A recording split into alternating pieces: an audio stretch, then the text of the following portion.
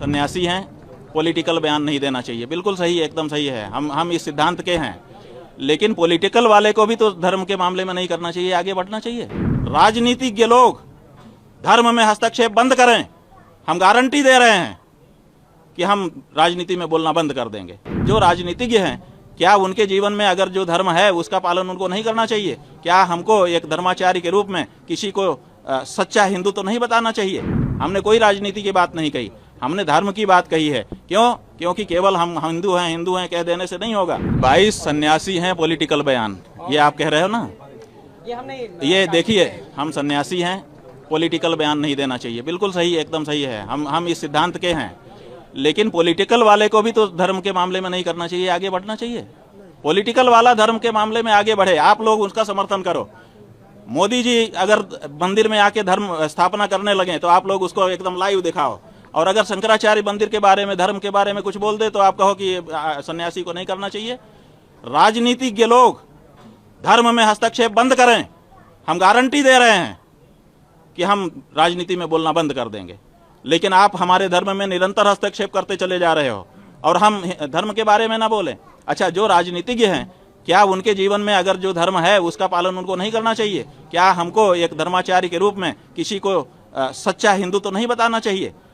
क्या हमको विश्वासघात जैसा जो पाप है उसके बारे में लोगों को, जनता को सचेत नहीं करना चाहिए कि देखो, अगर तुम धार्मिक हो तो तुमको किसी के साथ विश्वासघात नहीं करना चाहिए? ये बात हमको नहीं कहनी चाहिए। हमने कोई राजनीति की बात नहीं कही, हमने धर्म की बात कही है। क्यों? क्योंकि केवल हम हिंदू हैं कह देने से नहीं होगा। जब हम धर्म के मर्म को जानेंगे और उसको अपने जीवन में अपनाएंगे तभी हम हिंदू होंगे। तो धार्मिकता अपने सच्चे स्वरूप में लोगों के जीवन में प्रतिष्ठित हो, उसकी व्याख्या समय समय पर अगर धर्माचार्य नहीं करेगा तो धर्माचार्य अपना कार्य नहीं कर रहा है, ये माना जाएगा। इसलिए जहाँ जैसा मौका होता है वहाँ हम धर्म की व्याख्या करते हैं। हमारा राजनीति से कोई लेना देना नहीं है, लेकिन राजनीतिज्ञ को भी अपने जीवन में धर्म का पालन करना चाहिए, विश्वासघात जैसा कार्य नहीं करना चाहिए। समझ गए कि नहीं? ये कहा गया है, मित्रद्रोही कृतघ्नश्च यश्च विश्वासघातकः त्रयस्ते नरकम यान्ति यावदाभूत संप्लवम। मित्र का द्रोह करना, किसी ने आपके ऊपर उपकार किया है उसको भुला देना, और विश्वास का घात करना, ये जो 3 लोग हैं, ये जब तक प्रलय नहीं हो जाता है तब तक के लिए नरक में धकेल दिए जाते हैं। तो ये बात हम हिंदू को ना बताएं कि विश्वासघाती मत बनो। क्यों ना बताएं? हमारा अधिकार है। शंकराचार्य जी, अभी मुक्तेश्वरानंद जी ने जिस तरीके से राजनीतिक भाष्य किया उस पर हमको ऐतराज है। शंकराचार्य पूरे हिंदुओं के धर्मगुरु होते हैं, ऐसे में किसी खास हिंदू को आशीर्वाद देना और किसी दूसरे हिंदू के लिए एक बुरा भाव मन में रखना, मुझे लगता है ये शंकराचार्य के पद को शोभा नहीं देता।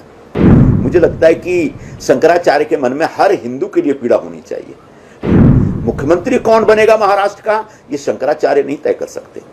उनको राजनीति में नहीं जाना चाहिए, राजनीतिक भाष्य नहीं करना चाहिए। शंकराचार्य का पद हम हिंदुओं के लिए एक बहुत ही श्रद्धा का पद होता है और एक बहुत पवित्र पद होता है।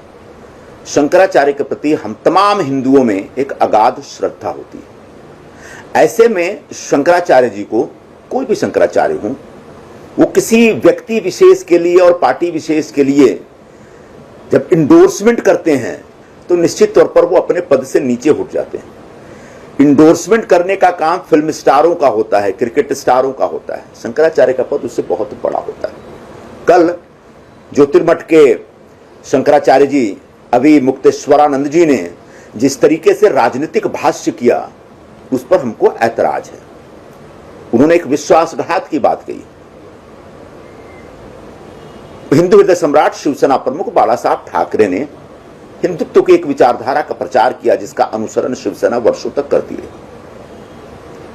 2019 में बाला साहब जी के उसी हिंदुत्व की विचारधारा के आधार पर शिवसेना और भारतीय जनता पार्टी ने साथ साथ चुनाव लड़ा, लेकिन उद्धव ठाकरे जी अपनी व्यक्तिगत महत्वाकांक्षा के कारण उस विचार को त्याग करके कांग्रेस और एनसीपी के साथ जाकर सरकार बनाते और मुख्यमंत्री बन जाते।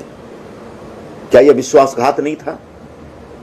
लेकिन मैं इसके आगे बढ़ के बोलूंगा कि वो अपनी महत्वाकांक्षा की वजह से एक राजनीति कर रहे थे, लेकिन बुनियादी तौर पर कहीं ना कहीं विचारों के साथ, हिंदुत्व के साथ विश्वासघात था।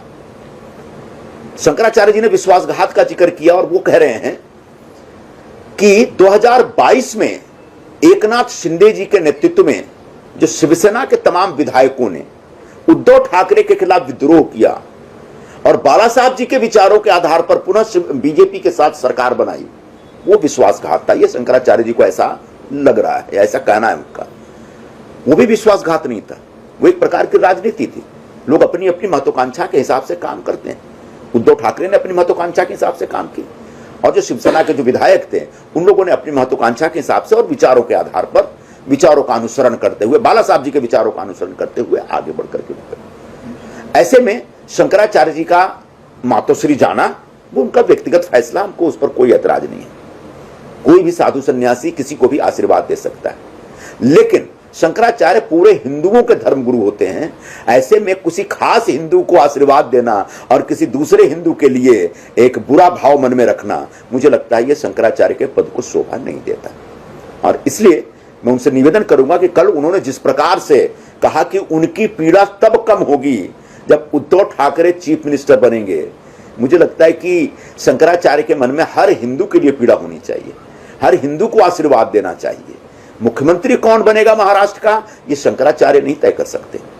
ऐसी अपेक्षा कर सकते हैं, इच्छा रख सकते हैं, आशीर्वाद भी दे सकते हैं, लेकिन महाराष्ट्र का मुख्यमंत्री या किसी भी राज्य का मुख्यमंत्री वहां की जनता तय करती है। आने वाले दिनों में महाराष्ट्र में कौन मुख्यमंत्री बनेगा यह तो अभी तक एमवीए में ही तय नहीं है। और ऐसे में पूरे महाराष्ट्र की जनता के ऊपर अपने विचार, अपनी सोच थोपना, मुझे लगता है शंकराचार्य जी के लिए यह गलत फैसला था।